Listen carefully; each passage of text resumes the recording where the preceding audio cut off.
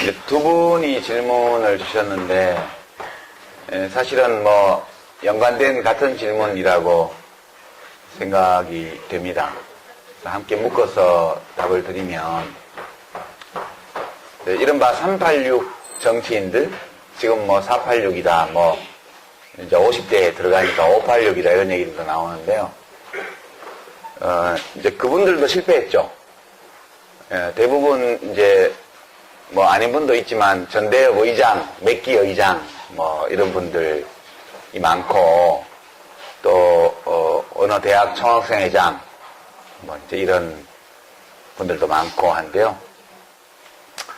이제 유명한 그런 전대협 의장 출신의 소위 386 정치인 들의 실패 원인은 이제 둘 중에 하나 혹은 둘 다일지도 모르겠습니다. 첫 번째는 그분들이 세대 대표성을 가지고 정치에 진입을 하긴 했는데 그 진입하는 과정이 이른바 간택에 의한 거였어요. 간택. 자기가 세력을 만들어서 정치로 진입한 게 아니고 자기들이 그 당시 주로 김대중 야당 총재였던 또는 뭐 대통령이셨던 김대중 총재에 의해서 간택되어서 주로 이제 2000년에 그분들이 정치에 많이 진입을 했죠. 좀 더 빠른 분들은 좀 더 빨리 96년도에 한 경우도 있지만 대부분 2000년 총선, 16대 총선 때 대거 원내로 진입을 하게 됩니다. 그러니까 김대중 대통령에 의해서 간택되어서 공천을 받고 지원을 받고 그렇게 해서 국회의원이 된 거. 자기 실력으로 진입한 게 아니기 때문에 처음부터 국회 정치에 들어갔다고 해서 뭐가 생기는 건 아니라는 거예요. 자기 자산을 만들 과제가 처음부터 있었던 거죠. 간택된 것만으로, 국회의원이 된 것만으로 국민에게 인정받을 수는 없다. 그게 첫 번째 그분들이 처했던 어려움이고 그걸 끝내 극복 못했다 저는 그렇게 생각해요. 두 번째는 그거를 극복하기 위해서는 둘 중에 하나를 해야 돼요. 하나는 이제 하여튼 그걸 극복하려면 자기 브랜드, 국민들에게 인정받는 자기만의 어떤 것을 만들어야 돼요. 만들어야 되는데 이제 김대중 대통령 경우에는 오랜 민주화 투쟁의 역사 속에서 맺어진 대중과의 관계가 있었죠.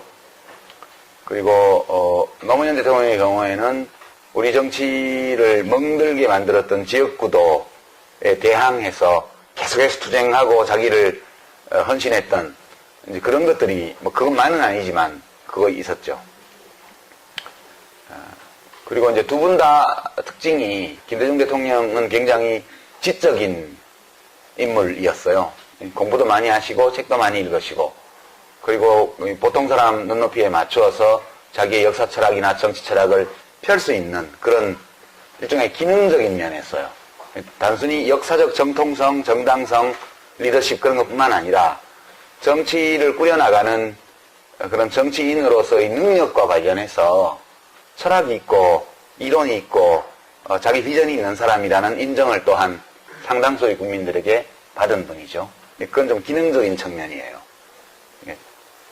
앞부분이 이 역사적인 또는 철학적인 측면이라면 386 정치인들이 이걸 하기 위해서는 그런 자기의 정치적 자산을 독립적으로 획득하기 위해서는 아주 그 굵은 아젠다, 그러니까 우리 정치를 발전시키고 국가를 발전시키고 국민들의 삶을 개선하는데 정말 괜찮겠다 싶은 자기 철학과 비전 이런 걸 국민들에게 각인시키고 인정받는 과정을 하든가 그런 의제를 가지고 하는 거죠.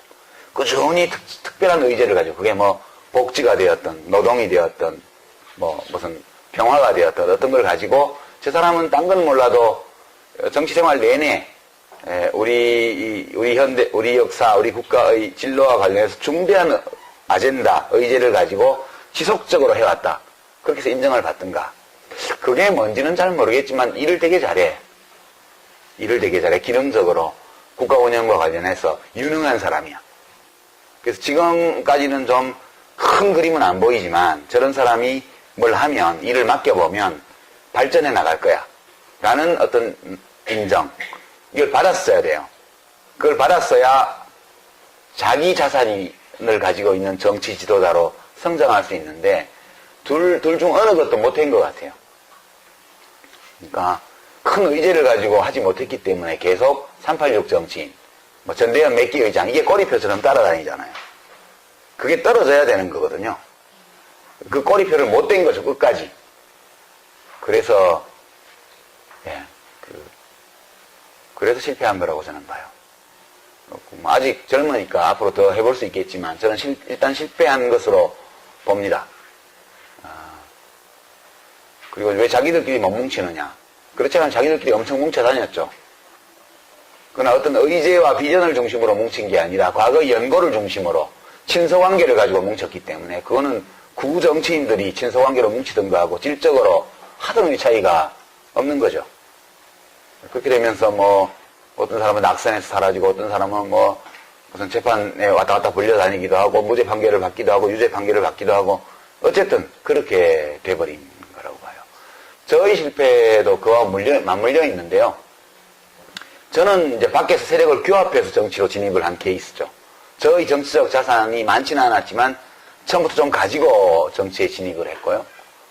그리고 이제 정당개혁, 정치혁신이라는 의제를 계속 가지고 했죠.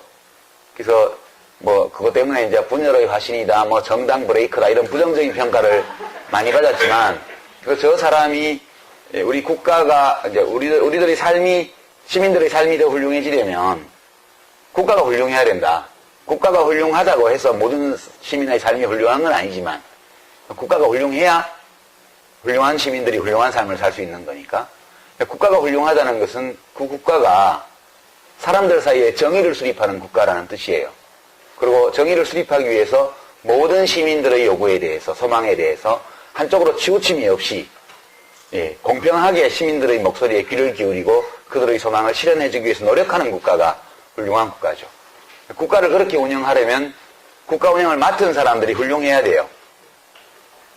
근데 국가 운영을 맡는 사람은 어디서 만들어지냐면 정당에서 만들어지니까 훌륭한 사람들이 국정을 맡아서 훌륭하게 국가를 운영하도록 하기 위해서는 정치의 주체인, 민주주의 정치의 주체인 정당이 훌륭해야 된다. 근데 우리는 정당이 훌륭하지 않아요. 저는 이제 이런 논리적 연세를 가지고 정당을 훌륭하게 만드는 것이 당장 편은 안 날지 모르지만 국가를 훌륭하게 만들고 시민들이 훌륭한 삶을 살 수 있도록 만들어주는 조건이다. 그렇게 믿고 정말 우리 헌법이 규정한 민주주의를 내부에서 잘 실천하는 정당을 만들어 보려고 10년간 여러 정당의 적을 가지면서 노력을 했었습니다. 근데 성공은 못했죠. 이제 저의 문제는 제가 제기한 문제가 옳아야 돼요, 일단. 제가 성공을 하려면. 그게 우선 옳아야 돼요. 누가 인정하든 말든. 생각해보면 옳은 것 같아요. 아무리 생각해도 그게 옳은 것 같아요. 두 번째, 이제 옳을 뿐만 아니라 사람들이 그게 옳다고 인정을 해야 돼요. 많은 국민들이. 그게 정말 필요하고 중요하고 옳은 일이라는 거. 어느 정도의 국민들은 그거를 옳다고 인정하기도 하는 것 같아요. 아주 압도적인 숫자는 아니지만. 그 다음에 이제 그 조건이 하나 더 있는데요. 그것이 옳은 입장이고, 내가 그것을 옳다는 것을 인정한다. 그게 필요하다. 근데 그 일을 하는 사람으로서 당신이 적합해. 그렇게 인정을 받아야 돼요. 제가 성공하려면. 근데 저는 옳다고 생각하지만 옳지 않을 수도 있죠. 이게 다른 게 더 중요할 수도 있습니다. 두 번째, 옳다고 하더라도 사람들이 충분히 그걸 인정 안 했을 수도 있어요. 충분한 숫자가. 세 번째는 옳고 인정을 받았다 하더라도 제가 인정을 못 받았을 수 있죠. 어느 것이든 세 가지 모두를 모두가 성립이 돼야 제가 정치적으로 원래 추구한 목표를 가지고 현실 속에서 성공할 수 있었는데 어느 대목에선가 그게 안 된 것 같아요. 그리고 가장 결정적인 거는 그게 옳고 내가 옳다는 것도 알고 있지만 너 말고 딴 사람이 해. 이거 아닌가 싶은 생각도 많이 들었죠. 그렇다면 내가 아니라고 하는데 자꾸 내가 할 수 있다고 주장하는 것도 예의가 아니잖아요. 그것이 짧은 기간도 아니고 10년의 긴 세월 동안 그 어젠다를 가지고 정치를 했는데 인정을 못 받았다면 그걸 받아들이는 것이 옳겠다. 그러니까 제가 문제를 해결하는 사람으로서 인정을 못 받은 거예요. 문제를 제기하는 사람으로서는 너 같은 놈도 필요해. 그런 인정은 받아들지 몰라도 너가 문제를 해결은 못할 것 같아. 그렇게 되니까 잘 안 된 거죠. 저는 그렇게 받아들입니다. 그리고 그게 하다가 실패했다고 해서 그게 꼭 나쁜 건 아니잖아요. 옳은 건데 해봤는데 그게 아무리 옳다 하더라도 내가 그걸 할 실력이 있어야 되는데 실력이 미달이면 뜻은 좋으나 영향이 못 미치니까 그러면 더 영향이 미치는 분이 해주겠지. 그렇게 생각하고 저는 이제 마감하고 뒤로 물러나는 것이 옳지 않을까? 그런 생각을 했습니다. 실패한다는 것은 부끄러운 일이 아니라고 저는 생각해요. 실패할 수도 있죠. 예. 그리고 실패했을 때는 또 인정하고 툭툭 털고 또 제가 그걸 위해서 이 세상에 온 사람은 아니니까 살다 보니까 그게 매우 중요한 것 같고 한번 인생을 걸고 해볼 만한 가치가 있는 일인 것 같아서 했는데 그건 이루어졌을 때 의미가 있는 거잖아요.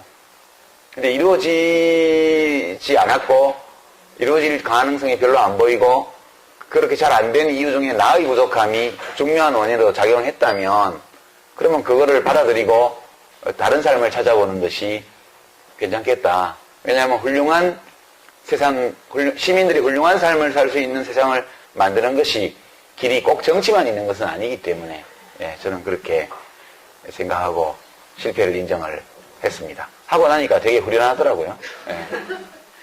그렇게 답을 드리고요. 이제 다른 질의응답을 해볼까요? 손 들어주시면 제가 예. 저는 민주나 진보 이런 말을 들으면 민주는 왠지 자유롭고 행복하고 이런 느낌이 들고요. 진보는 앞서 나가는 지치는 그런 느낌이 듭니다. 그런데 요즘 젊은 사람들이나 아니면 저희들도 마찬가지고 물론 일베에서 나온 말이긴 하지만 어떤 아이돌 스타가 저희는 민주화하지 않아요. 민주가 마치 안 좋은 의미처럼 느껴지고 또 오늘 신문에 안철수 의원이 저희 집 의원이긴 한데요. 시장직 교수가 생각하는 철학과 나랑 다르다. 내가 맡으려는 신당은 진보 신당이 아니다. 그런 후퇴하는 정치인이 그런 우습게 신당을 만들려는 건지 진보가 마치 나쁜 일을 저지르고 분란을 일으키는 것처럼 그렇게 사람들이 이미지를 각인하고 있는 것 같아요. 그거에 대한 책임감이 혹시 지금까지 진보 정치와 민주 정치를 해왔다는 그 정당 사람들의, 정당 활동인들의 문제가 아니었을까 하는 생각이 들거든요. 그거에 대해서 책임감이 지금까지 진보 정치를 해온 사람들 책임이죠. 저는 그렇게 생각해요. 기본적으로 어디다 책임을 묻겠습니까? 당사자들이 책임을 져야죠. 근데 이제 조금 동떨어진 얘기 같지만 인문학 강좌니까 좀 인문학적으로 그거를 해석을 하면요. 요즘 이제 개코네요. 네 가지가 굉장히 인기 코너인데 거기 갑자기 그 인기 없는 남자가 안 보이고 이제 벗겨진 남자가 나와서 막 하잖아요. 사람들은 왜 벗겨진 남자를 싫어하는가 뭐 이렇게 하는데 그 얘기를 해보죠. 대머리라는 말이 있어요. 난 대머리가 싫어 그렇게 누군가 얘기를 한다고 치죠. 난 대머리도 좋아 뭐 그렇게 말한다고 쳐요. 머리카락이 어떤 상태가 대머리예요? 완전 없으면 대머리 맞죠? 우리 보통 머리카락은 10만 개 정도 된다고 그래요. 보통 사람들의 10만 개. 머리카락이 한 올도 없으면 대머리인가요? 맞죠? 대머리 맞아요. 그건 뭐 이겨낼 여지가 없어요. 머리카락이 한 개 있으면. 그래도 대머리라 그럴 거예요. 머리카락이 한 개 있는데 대머리라고 안 그러겠어요? 머리카락이 10개 있으면요. 머리카락이 100개 있으면요. 10,000개 있으면요. 5만 개 있으면 어떻죠? 머리카락이 5만 개 있으면요. 대머리예요, 아니에요? 좀 헷갈리죠? 5만 개 있으면 제 생각에는 대머리라고 안 할 것 같아요. 머리카락 2개 있는 자리에 1개씩 고르게 쫙 있으면. 근데 5만 개가 뒤에하고 옆에만 있고 위에 앞에하고 위에 하나도 없으면 대머리라고 그럴 거예요. 인간은 언어로 사고해요. 진보라는 것도 단어잖아요. 언어잖아요. 되게 우리가 언어적 개념을 만들 때는 극단적인 형태를 설정하고 만들어요. 아이디얼 타입. 그러니까 전형. 대머리 하면 머리카락이 하나도 없는 게 대머리예요. 그렇지만 머리카락이 좀 있어도 대머리거든요. 그러면 대머리와 대머리 아닌 경계선이 어딜까? 굉장히 모호합니다. 그렇죠. 이게 논리학에서 이게 굉장히 문제가 되는 그런 이슈예요, 이런 게. 우리가 가지고 있는 개념을 믿을 수 있는가? 언어적 개념들을. 그러니까, 진보하면 뭐죠? 그 어떤 진보라는 관념에 부합하는 어떤 아이디얼 타입이 있을 거예요. 프로토타입. 그러니까 전형, 원형. 근데 실제 그런 진보는 현실 속에 존재하지 않아요. 보수, 그것도 있을 거예요, 아마. 우리가 보수하면 떠올리는 어떤 이상형, 이상적인 게. 근데 실제 누가 그게 딱 맞는 보수 인사가 있을까? 그렇지 않을 거예요. 100가지 이슈가 있으면 100가지 이슈에 대한 자기 나름의 판단이 있고, 그 중에 그럼 보수의 우리가 원형, 전형으로 얘기하는 거, 진보의 원형, 전형으로 얘기하는 게 100가지 구분법이 있다고 생각해봐요. 보수는 뭐 사형제 찬성, 진보는 반대. 보수는 해외 파병 찬성, 진보는 반대. 보수는 비정규직 찬성, 진보는 반대. 이렇게 나눴다고 생각을 해봐요. 그러고 나서 그 100가지 문항을 질문을 쭉 해요. 100개다 어느 한쪽으로만 답하는 사람이 있을까요? 그러면 보수로 분류되는 답변 100가지 중에 10가지 빼고 다 보수 쪽으로 답했다면 보수예요? 보수 맞다고 그럴 거예요. 49개는 어때요? 그러니까 우리가 언어로 사고를 하기 때문에. 근데 노동중심의 진보정당이라고 얘기를 할 때 최장집 교수가 생각하는 게 있어요. 그 노동중심의 진보정당 할 때 안철수 의원이 생각하는 게 있어요. 두 개가 똑같지 않아요. 우리는 이렇게 똑같은 단어를 사용하지만 되게 그 언어적 개념으로 사고를 하기 때문에 같지 않은 거예요. 사실 우리가 어떻게 보면 같지 않은 걸 가지고 계속 다투는 거예요. 그러니까 이거는 어떻게 보면 해결할 수 없는 문제라는 느낌도 좀 들어요. 그래서 이 문제에 관해서는 지나치게 그것을 확실하게 개념 규정하고 나누려고 하지 말았으면 좋겠다. 저는 그렇게 생각합니다. 되게 이제 진보 쪽에 속한 분들일수록 되게 똑똑하잖아요. 왜 그러냐 하면 보수는 하던 대로 하는 게 보수예요. 그러니까 물리학의 관성의 법칙이요.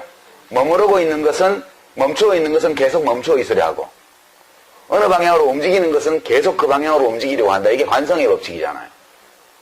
보수주의라는 것은 그냥 관성의 법칙을 따르는 거예요. 하던 대로 하는 거예요. 이거는 생물학적으로는 어떤 의미가 있냐 하면 진화적으로 오랫동안 축적된 행위 양식대로 행동하는 걸 말하는 거예요. 누가 우리 가족을 죽이면 나도 그놈을 죽이는 거. 이게 굉장히 자연스러운 거예요. 수백만 년 동안 그렇게 살아왔어요. 국가가 이 복수를 대행해주기 시작한 거는 얼마 안 된 일이라고요. 몇 천 년 안 돼요. 그러니까 수십만 년의 진화 과정 속에서 누가 나를 죽이면 나도 그놈을 죽이는 게 우리들의 행동 양식이었는데 진화적으로 익숙한 행동 양식이에요. 근데 이걸 내가 죽이지를 않고 국가가 대행해준다? 이거는 매우 새로운 거예요. 심지어는 국가가 대행도 하지 마라. 이제는 복수를 하지 마라. 복수를 하되 그 복수가 똑같은 형식으로 죽이는 식의 복수가 아니고 그냥 가다 놓고 내가 낸 세금으로 밥 주고, 이거는 너무너무 이상한 거예요. 이거는 예? 너무너무 이상한 거라고. 우리들의 본능, 우리가 획득해 있는 진화적 본능에 맞지를 않아요. 진보는 거슬러 가는 거거든요. 오래 축적되어 온, 진화 과정에서 축적되어 온 익숙한 사고방식과 행위 양식을 변화를 주는 게 진보예요.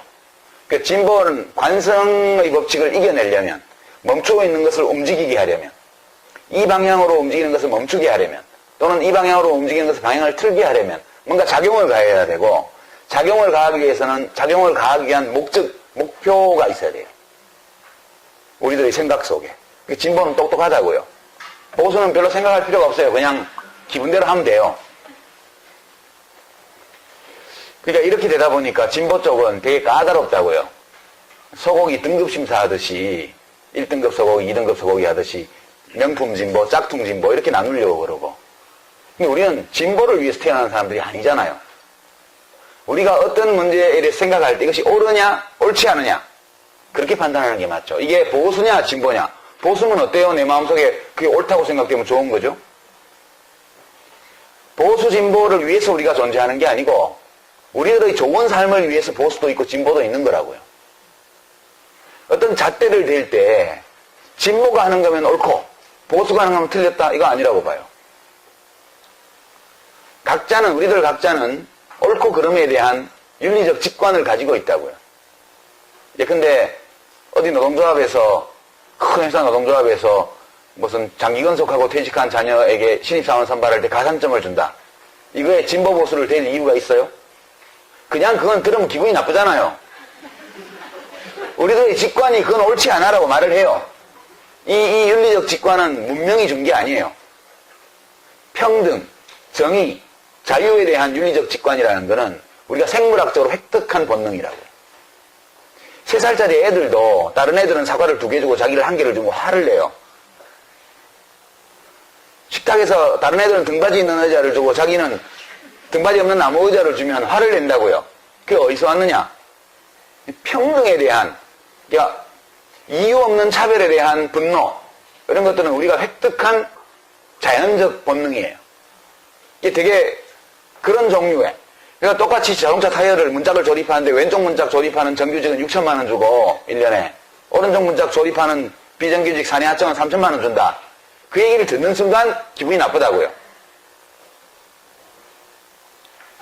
그러니까 그런 것은 진보 보수를 따질 필요, 그런 논리적인 잣대를 댈 것 없이 우리들의 직관이 바로 얘기를 해요. 이제 칸트 같은 철학자가 그걸 가장 잘 지적을 해냈죠. 사람은 경험하지 않고도 자연이 명하는 이성의 법칙을 찾을 수 있다고 얘기를 했어요. 정언명령. 1번이 내가 스스로 세운 행위의 준칙에 따라 행동하되 그 준칙이 보편적 법칙이 될 수 있다고 주장할 수 있는 준칙이어야 한다.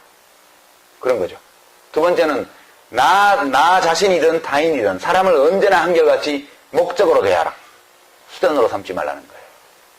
칸트는 이 정언명령 2가지를 인간이 경험의 도움을 받지 않고도 순전히 이성의 힘만으로 이 인식에 도달할 수 있다고 주장을 했는데 그걸 달리 쉽게 표현하면 그것이 우리의 윤리적 직관이라고요. 생물학적으로 취득한. 안 가르쳐도 알아요.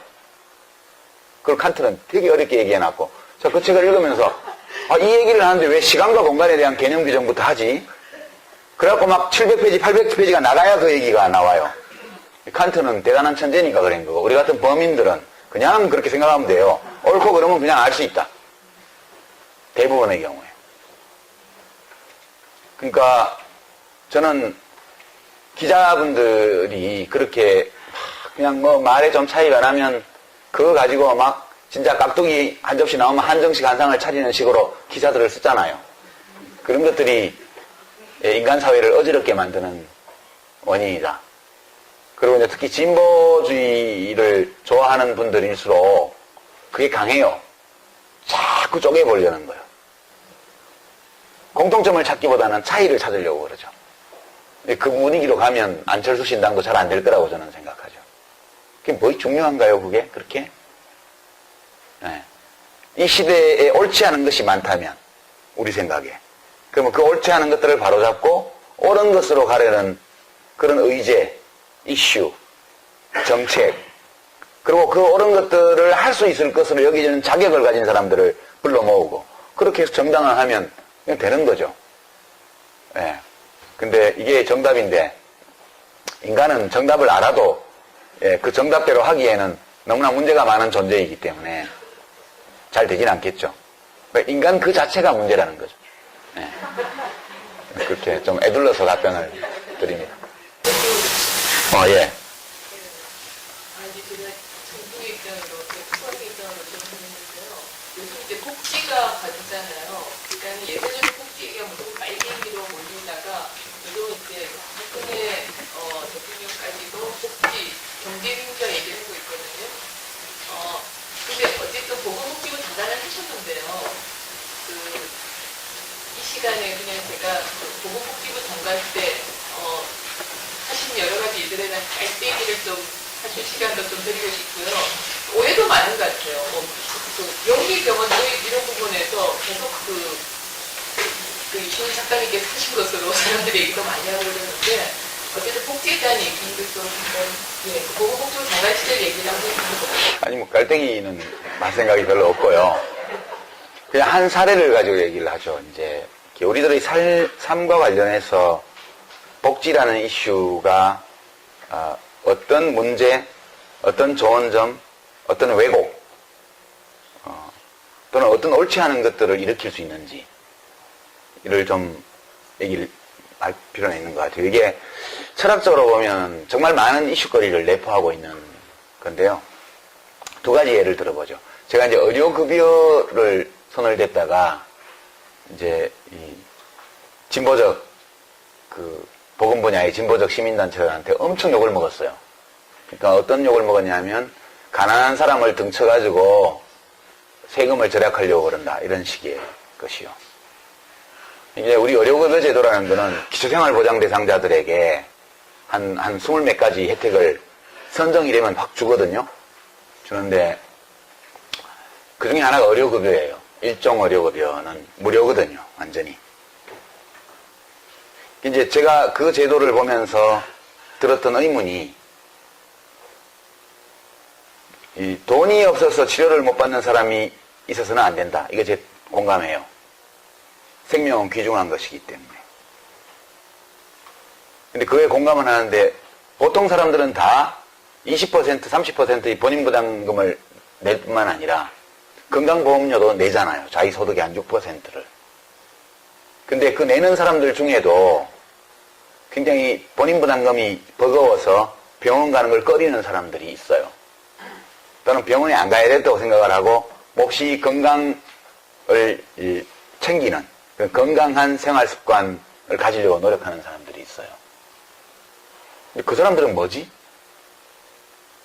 그 사람들은 돈이 없어 가난한 사람이라도 치료를 받아야 돼요. 병이 걸리면. 근데 단지 가난해서 의료급여 수급권자로 지정됐다는 이유만으로 그 사람이 모든 의료기관을 무제한으로 무료로 이용하는 것이 정당한가? 그러니까 모든 의료기관에 무제한으로 1년 내내 의료 서비스를 보험급여 서비스에 한해서 비급여는 말고요. 무제한적으로 받을 수 있도록 허락하는 것이 그것이 가난해서 치료를 못 받아서 죽는 사람이 있었으면 안 된다는 우리 모두가 공감할 수 있는 명제를 실천하는 합리적인 방법인가에 대한 의문이 있었어요. 왜냐하면 제가 전주에 평화동이라고 거기 가난한 분들이 많이 사는 동네가 있는데 그 현장 방문을 했을 때 70대 할머니가 기침이 나서 저한테 이제 고맙다고 얘기를 하면서 국가가 이렇게 도와주는데 너무 고맙다. 자기 언니가 예전에 돌아가셨는데 이런 거를 국가에서 한 번도 못 받아보고 정말 아플 때 병원도 못 가고 너무 눈물이 난다. 그 얘기를 하셨어요. 근데 그 할머니의 약상자에 기침이 나서 병원에 간 6군데의 병원약이 있더라고요. 그래서 5군데나 병원을 갔는데 안 나와서 누가 어느 병원이 그걸 잘 본다 그래서 거기 갔는데 거기 약을 먹으니까 좋아져서 그 약을 먹고 있다. 그럼 나머지 5군데 병원 약은 어떻게 됐죠? 그 약상자 안에 있는 거예요. 다 버리는 거예요. 그래서 제가 고민을 했죠. 이게 맞나? 그래서 이제 돈이 없어서 적절한 치료를 못 받는 사람이 있으면 안 된다는 우리 모두가 공감할 수 있는 이 대명제를 충족하면서도 여기서 쓸데없이 쓰이는 돈을 아껴서 그 돈을 가지고 좀 더 국민 건강을 증진하는 또는 혜택을 보지 못하고 있는 다른 사람을 위해 쓸 방법은 없을까? 그 고민을 했죠. 그렇게 해서 제가 추석 연휴에 닷새 동안 집에 앉아가지고 그 보고서를 썼습니다. 국민보고서. 그래서 온라인에 공개를 하고 그리고 의료급여제에 손을 냈어요. 어떻게 됐냐 하면 만성질환이 있어서 많은 진료를 받아야 되는 경우에 본인이 특정한 병원을 지정만 하면, 선택만 하면 지금까지처럼 그 병원에서 무제한적으로 무료로 진료를 받게 하겠다. 다만 그 병원의 의사가, 주치의가 말하자면 선택한 의사가 오케이 큰 병원에 가세요라고 이렇게 해줄 때에만 다른 병원에 갈 수 있게 그렇게 했습니다. 그리고 이제 그 중대한 질병이 없어서 병원에 가도 그만 안 가도 그만 이런 분들은 보니까 의료급여 수급자들의 평균 진료비에서 계산해 보니까 10%씩 돈을 내게 하면 자기 부담을 하게 하면 평균에서 무슨 6천 얼마인가 정도면 평균적으로 된대요. 그래서 이제 그 평균적인 자기 부담 액수보다 좀 더 높은 선에서 건강생활 유지비인가 그런 거를 지급을 하기 시작했어요. 그래서 그걸 가상계좌를 만들어서 돈을 다 넣어주고 그 돈이 남으면 자기가 가지도록. 병원을 들어간 사람은 그 돈을 자기가 한 달에 뭐 7,000원, 뭐 8,000원 이렇게 1년에 한 돈 10만 원 되는 걸 자기가 가지도록.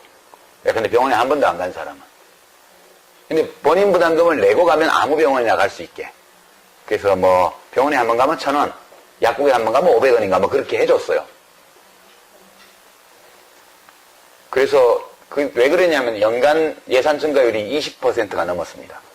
그러니까 그게 그때 3조 얼마짜리였는데 1년에 6천, 7천억씩 계속 예산이 증가되기 때문에 다른 사업을 할 수가 없는 거예요. 그것 때문에. 그래서 증가율을 단단히로 내리자. 10% 미만으로. 그래서 실제로 해보니까 6개월 후에 바로 3%, 4% 선으로 증가율이 떨어졌어요. 거기서 이제 구조조정이 된 예산이 연간 9천억 정도 됐습니다. 그래서 그 돈 가지고 이제 뭐 많이 했죠, 이것저것.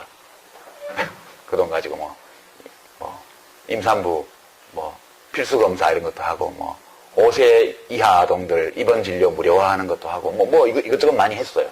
근데 엄청난 항의를 받았죠, 제가. 시민단체 분들이 오셔가지고, 뭐 나쁜 사람이라고 그랬어요, 저보고. 그래서 좋다, 당신은 기아들은 그 보건 분야에서만 시민단체를 하니까 아픈 사람만 눈에 보일 거다. 나는 아픈 사람뿐만 아니라 자식 없는 노인들이나 부모 없는 애들이나 다 눈에 다 들어온다. 내 눈에는 전부 내 새끼들인데, 우리 정책 고객들인데 이 돈을 이렇게 내가 7천억 8천억을 절약해 해서 재벌들 갖다 줬냐, 의사를 갖다 줬냐. 당신들은 욕하려면 욕해라, 나는 내 맘대로 하겠다. 결국 그렇게 이제 간담회가 끝났고요. 험악했죠, 분위기가. 그때가 저희 복지부 직원들이 1년 반 동안 제가 언성을 높이는 걸 본 유일한 사례였습니다. 그때가. 하다가 안 돼서 맘대로 해라. 당신들은 나가서 성명을 내든 뭐를 하든 난 내 맘대로 하겠다. 그래서 결국 제가 최악의 보건복지부 장관 상이라는 걸 200개 단체에서 200여 개 시민단체가 합동으로 준 상을 제가 받았어요. 철학적으로 다툴 여지가 많은 이슈였어요, 그게. 두 번째 사례는 이제 장애인, 중증장애인 활동 보조인 제도에 관한 거였는데요. 이제 그 제도를 제가 도입을 했죠. 그때 이제 16개 시도에 이제 시청청사, 도청청사 앞에서 이제 장애인 차별철폐연대 분들이 돌아가면서 농성을 할 때예요. 서울시청 앞에 와 계신 걸 제가 봤거든요. 국무회의 갔다 오다가. 저분들 저기서 뭐 하냐 이렇게 물어봤더니 지금 그 활동 보조인 제도 도입해달라고, 이동권, 뭐 사회에 참여할 권리 달라고 농성을 한대요. 야, 저거 한번 가봐야 되지 않나? 이랬더니 우리 비서관이 한번 가보셔야죠. 이러더라고. 그래서 가보긴 가봐야 되는데 빈손으로 가? 뭘 가지고 가야 될 거 아니야. 빈손으로 가서 그러면 뭐라고 그러냐고 가가지고. 그랬더니 우리 과장 하나가, 고창과장 하나가 장관님 방법이 있습니다. 이러는 거예요. 그 방법이 있으면 빨리 가져와봐요. 이랬더니 한 일주일 후에 가지고 온 거예요. 그게 장애인 활동 보조인 제도였습니다. 중증장애인 활동 보조인 제도. 그래서 이거 얼마 들어? 이렇게 물었더니 하기 나름인데요. 뭐 세게 하면 몇 조 원 들고요. 좀 약하게 하면 한 1,000억 원 정도면 시작할 수 있습니다. 이러더라고. 근데 돈이 1,000억 원이 그게 장난이 아닌데, 그게 돈은 내가 만들 테니까 어쨌든 기획안이나 가지고 와봐. 이렇게 해서 도입한 게 중증장애인 활동 보조인 제도예요. 그게 그 제도가 하루에 8시간을 기본으로 쓰게 하고요. 왜냐하면 취지가 사회 속으로 통합돼 들어가려면 혼자서 보행을 못하는 분들은 누가 도와줘야 된다. 그래서 출근도 하고 퇴근도 하고 할 거 아니냐. 엄마들도 장애아동, 중증장애아동 키우는 엄마들도 그 도우미가 있어야 장애인 학교 보낼 때 보내고 자기도 어디 가서 커피라도 한 잔 먹든가, 무슨 집안 청소라도 하든가, 라디오로 듣든가 할 거 아니에요. 그래서 이제 그 제도를 8시간으로 기본으로 하고, 특별하게 사유가 인정되는 경우 16시간까지 가능하도록 하고, 단가를 시간당 그게 7,000원 그때 해줬습니다. 2006년도에. 엄청 세게 해줬죠. 최저임금 2배 이상으로 그때 해줬거든요. 왜 그렇게 했냐면 되게 대학생들이 그 아르바이트를 많이 하기 때문에 아동들 경우에도 그렇고 어르신들 경우에도 그렇고 좀 수준이 높은 청년들이 그걸 해주는 게 멘티, 멘토 관계를 형성하는 데 좋다. 그러려면 단가를 세게 해야 된다. 그래서 거의 8,000원에 육박하는 액수로 단가를 해줬고요. 예산을 거기 맞춰서 편성을 해주고, 그리고 본인 부담을 10%를 시켰습니다. 왜냐하면 공짜로 하면 그냥 쓰게 되니까, 그러면 뭐 온갖 일에 다 쓰게 될 거다. 그러지 말고 차분차분히 필요한 사람만 쓰도록 하고, 그 대신 본인 부담금을 할 돈이 있어야 되는데 중증장애인들은 소득이 없는 경우가 많기 때문에 그때 5만 얼마 하던 중증장애인 생활보조수당을 15만 원인가로 인상을 해줬어요. 그 돈 가지고 쓰시라고. 그렇게 맞춰가지고 이걸 한 거거든요. 근데 이제 저희 아파트 단지 옆에 동네 공원에 한 달 동안 천막을 치고 그분들이 농성을 했어요. 저희 집 베란다 큰 유리창도 깨지고. 아침에 제 출근 시간에 밀고 들어가지고 경비 아저씨들이 이거 하고 있으면 저는 6시 넘으면 일찍 출근해버리고 저희 아들은 그 밑으로 학교 다니고 그렇게 했는데요. 그분들이 농성한 이유가 이거였어요. 시간 제한 없애라. 24시간 쓸 수 있게 해달라. 본인 부담 없애라. 그리고 등급 없애라. 왜냐면 그게 1등급, 2등급, 장애 등급 1, 2급에만, 중증장애인만 해준 거니까요. 그래서 싸움이 시작이 됐는데 한 달 동안 농성을 했고, 저희 과장한테 아무 약속도 해주지 말라고 그랬습니다. 제가 거기 가서. 근데 공무원들은 장관 집 옆에서 그걸 하고 있으니까 경찰차 와 있고 맨날, 그래서 제가 경찰 다 철수시켰죠. 경찰 오지 마라. 저분들 뭐 그렇게 하는 사람들 아니다. 근데 워낙 장관이 면이 깎인다고 생각했는지 과장이 가서 전향적으로 검토해보겠다 이런 약속을 해서 농성을 해산을 시킨 거예요. 그 더운데 그러고 있으니까. 그러니까 이제 나중에 장관이 시건을 했다, 약속을 위반했다고 저를 엄청 공격을 했는데요. 그때 제가 고민했던 게 그런 거예요. 만약 등급 구분을 없애고 모든 장애인, 등록 장애인에게 그거를 해주고 자기가 필요하다고 판단하는 사람에게 24시간 붙여주고 그리고 본인 부담이 없이 무료로 쓰게 한다면 예산이 얼마 들까? 물어봤더니 한 3조 원 든다고 그러더라고요. 시뮬레이션 해보니까. 그러면 공급이 될까? 거기 보조인이 있어야 되는데 그 아무나 보조인을 할 수 있는 게 아니잖아요. 주로 이제 사회복지과 학생들이라든가 뭐 이런 학생들이 많이 하는데 공급 업체가 있을까? 그 공급 업체가 없으면 지방자치단체에서 그걸 해야 될 거 아니에요. 그럼 지방자치단체에서 센터를 만들어서 엄청난 인력을 고용하고 사람을 조직하고 이렇게 공급을 해야 되는데 단기적으로 불가능하다는 거예요. 나중에 시간이 좀 가면 몰라도. 그래서 그럼 욕먹어도 할 수 없다 그냥 이렇게 가자 해서 그냥 그렇게 간 거예요. 지금도 제가 그걸로 욕을 먹고 있죠. 네. 근데 저는 생각에 24시간 등급 제한 없이 무료로 제공한다면 국회에서 이게 예산이 통과될까? 국민들이 뭐라고 그럴까? 그거는 그냥 시체 말라고 몸종을 붙여주는 거예요.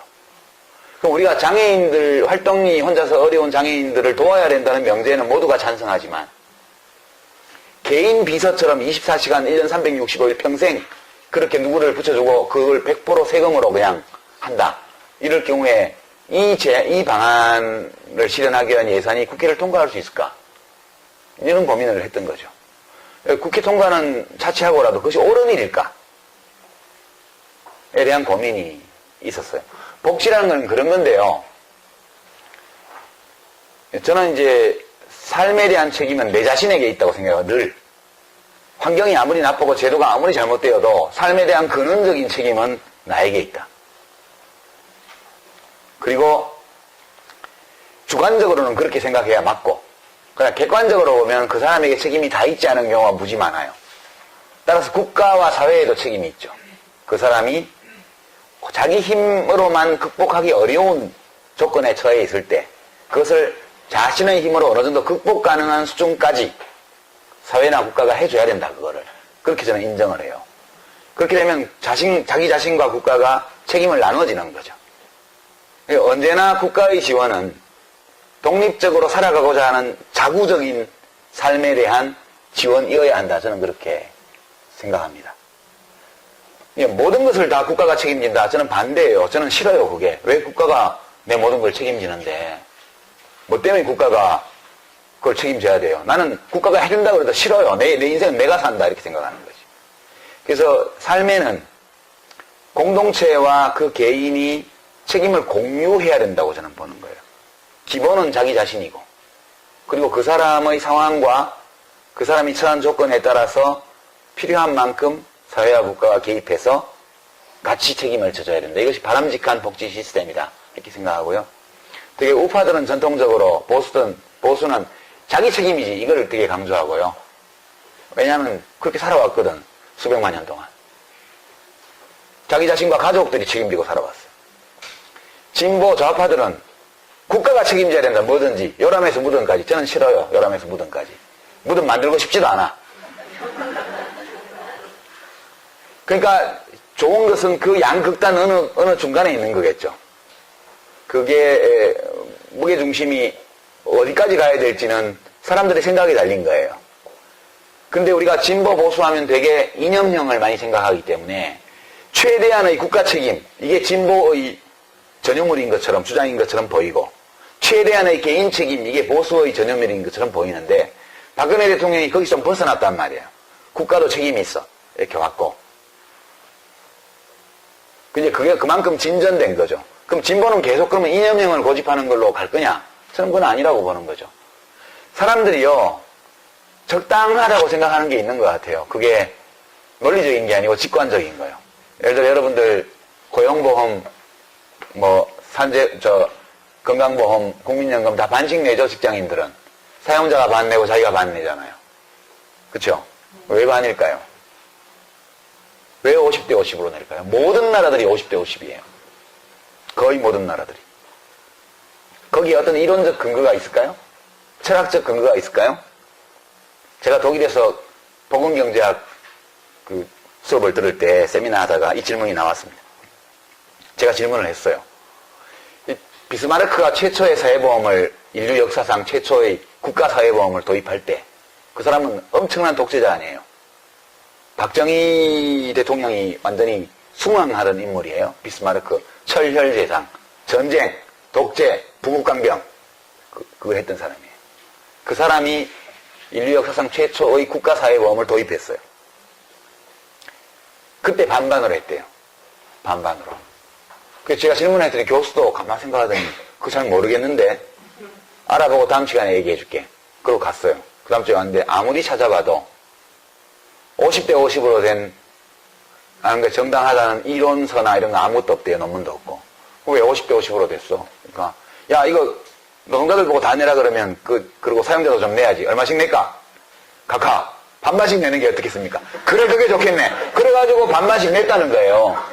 독일에서 그렇게 내고 나니까 다 그렇게 따라간 거예요. 이게 직관이거든요. 직관. 노동자들 안 그래도 월급 적은데 그 보험료를 지 혼자 내라 그러면 너무 힘들지 않아? 그러니까 이제 일 시키는 회사에서도 내야지. 얼마 내야 되지? 거기 무슨 철학적 이론적 논증이 있을 수 있겠어요. 반반씩 내. 그게 우리 직관이거든요. 함께 책임을 져야 된다면 일단 반반이 기본이에요. 반단. 그것이 우리의 윤리적 직관인데 저는 진보 쪽에서 이 문제를 좀 생각해 봤으면 좋겠다는 거예요. 너무 이론적으로 많이 가 있어서 이 공무원들은 지침이 없으면 밥숟가락을 못 들고요. 숟가락 들어 지침 내려면 들었다가 내려 없으면 그냥 들고 있는 거예요. 네? 진보는 이론이 없으면 숟가락을 못 내려요. 또 일단 들었다면 계속 들고 가는 거예요. 우리 마음을 들여다보면 자연스러운 감정이 있어요. 사람들이 보편적으로 공감할 만한 이 기반을 놓쳤기 때문에 저는 우리 진보 정치가 이렇게 어려워졌다. 그런 면이 무지하게 많다. 그렇게 저는 생각을 합니다. 이야기가 엇길로 많이 갔는데요. 예. 깔때기는 아니고 복지는 그런 문제가 있어요. 그러니까 인간이 가지고 있는 변하지 않는 생물학적 특성, 그 점을 고려해야 된다고 봐요. 저는 다인주의 좌파거든요. 그런 점에서. 그러니까 이제 최재천 교수가 흔히 드는 사례인데요. 갈매기가 일부 일처제 동물이에요. 갈매기가. 우리가 인천이나 이런 데 배 타고 가면 새우깡 먹으려고 막 오잖아요. 걔들이 봄 되면 통영 밑에 있는 홍도나 독도나 이런 데 가서 알을 낳는다고요. 근데 살 때는 쫙 나가서 막 살다가 짝짓기철이 되면 작년에 부부가 다시 만나요. 와가지고. 어떤 놈은 자기 짝이 안 오면 지금 산란기가 다 지나가는데도 계속 기다려요. 기다리다가 늦게 딴 놈하고 짝을 맺어가지고 늦게 알을 낳는 놈도 있고요. 그 다음에 이제 둘이 알을 까고 이제 새끼를 부화시켜서 먹이를 갖다 먹일 때도 교대로 해요. 정확하게. 반씩. 알도 반씩 품고. 알 품고 있는 놈은 못 먹으니까 지가 가서 먹고 물고 와서 배우자한테 줘야 되고. 새끼가 깨면 하나는 새끼를 지키고 다른 하나는 먹이를 구하러 나가야 돼요. 그렇게 평등한 일부일체를 하는 새입니다. 근데 만약에요. 갈매기 세상에 공공보육제도가 도입됐다고 가정합니다. 부모가 새끼를 내버리고 가면 누군가가 키워준다. 그러면 다 새끼를 버리고 할 거라는 거예요. 대부분 다. 그게 생물학적 특성이거든요. 안 변하는. 그렇게 생존해 왔기 때문에. 그리고 뭐 더 여담이지만 그 갈매기들이 이혼도 한대요. 갈매기들이 한 3분의 1점 이혼한대요. 새 짝을 만든대요. 그 다음에. 근데 어떤 갈매기들이 이혼하나 이렇게 봤더니 그 알품고 새끼 먹일 때 임무교대 하잖아요. 반씩.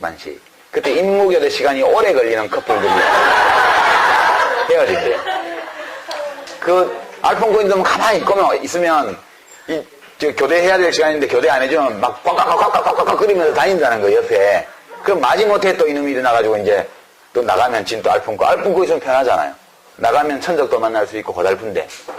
그래서 임무교대가 원활하게 이루어지는 커플은 다음 해에 또 만나고 임무교대가 시끄럽고 오래 걸리는 커플은 깨질 확률이 엄청 높다는 거예요. 그것도 생물학적 특성이거든요. 그게 성선택이에요. 성선택. 여러분들 같으면 누가 교대 시간 됐는데 남편이 알만 품고 앉아갖고 안 나오고 있으면 그 남편 또 살겠어요? 깔끔하게 오면 얼른 시간, 야, 12시간 됐나 안 됐나 안 보고 그냥 대충 마누라 믿고 마누라 왔구나 그럼 내가 얼른 나가야지. 이런 남편이 좋은 남편 아니에요. 그러니까 인간은 아주 고등동물이고 지성적인 존재이지만 프로이트가 말한 이드, 우리 뇌 구조에서 보면은 이 변연계와 뇌간, 그러니까 뇌의 1층과 지하실에는 그런 욕망, 충동, 이기심 이런 것들이 지배하는 공간이 있단 말이에요. 이것이 변하기에는 역사의 시간이 너무 짧아서 안 변해요.